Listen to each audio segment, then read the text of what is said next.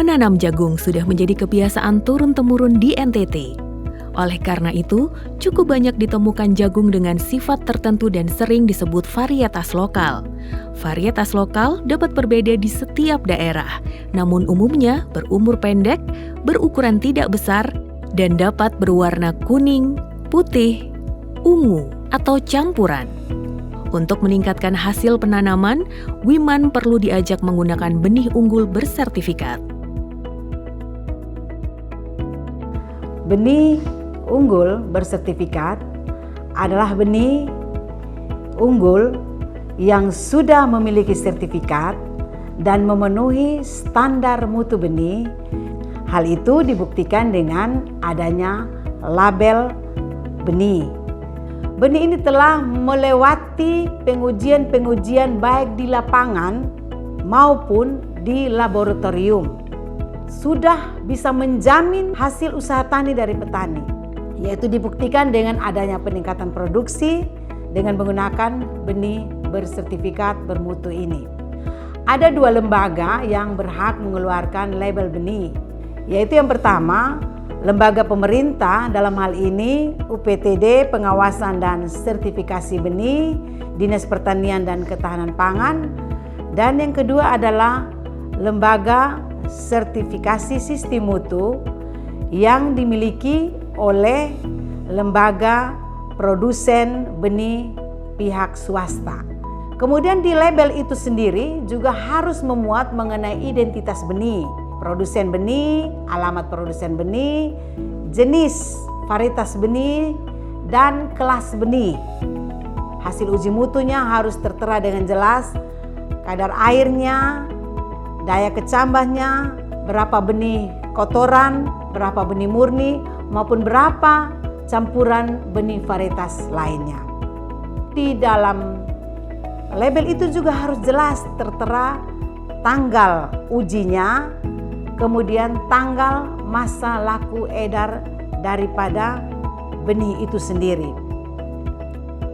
Penanaman benih tersebut harus dilakukan sebelum tanggal masa edar daripada benih tersebut.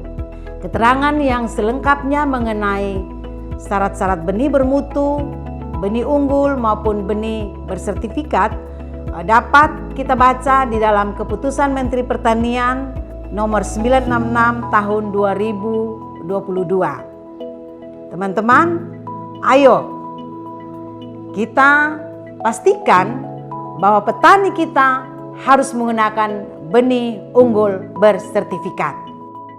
Varietas mana yang disarankan kepada petani? Berdasarkan metode pengembangannya, varietas unggul dapat dibedakan menjadi varietas bersari bebas atau komposit dan varietas hibrida.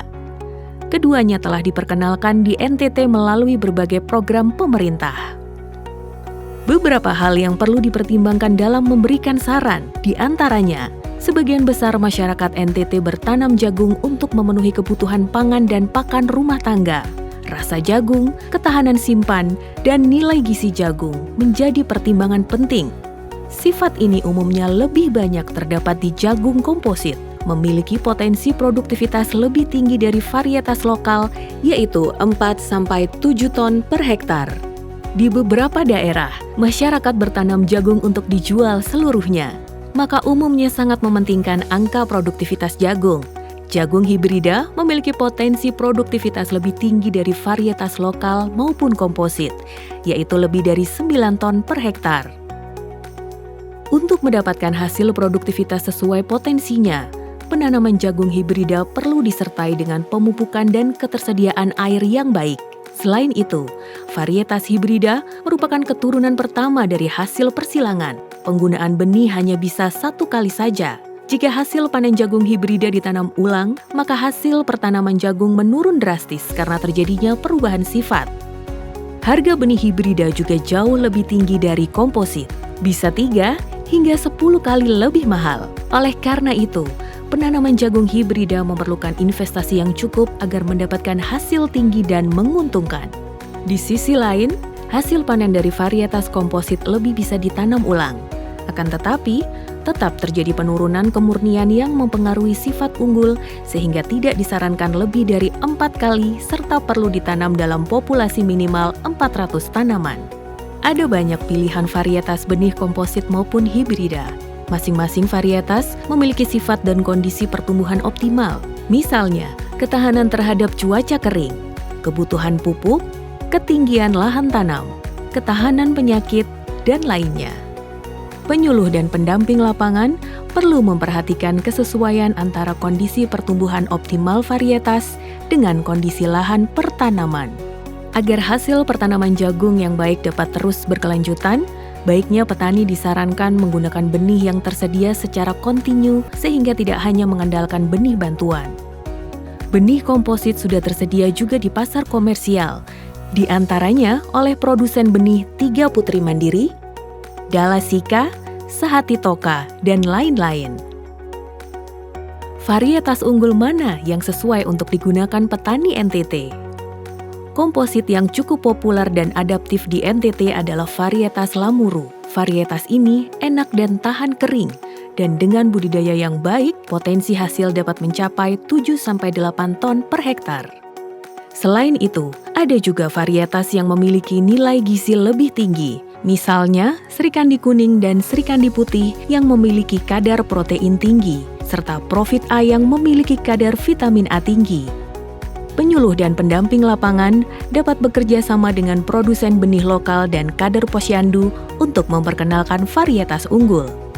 Sementara itu, varietas hibrida yang dikenal di NTT adalah Nasa 29, Pioneer P21, BC2, dan lain-lain. Selain produktivitas yang tinggi, ada juga varietas hibrida yang daunnya tetap hijau ketika panen sehingga dapat digunakan untuk pakan ternak. Penelitian varietas unggul terus dilakukan, sehingga varietas-varietas baru akan terus muncul di pasaran. Tidak selalu harga paling mahal berarti paling baik untuk ditanam. Kesesuaian antara kondisi optimal pertumbuhan dan kondisi lahan, terutama terkait ketersediaan air, perlu menjadi perhatian. Penyuluh dan pendamping lapangan dapat bekerja sama dengan produsen benih, petugas swasta, kios, ataupun petani kunci untuk mengamati kesesuaian hasil tanam varietas-varietas tersebut di NTT.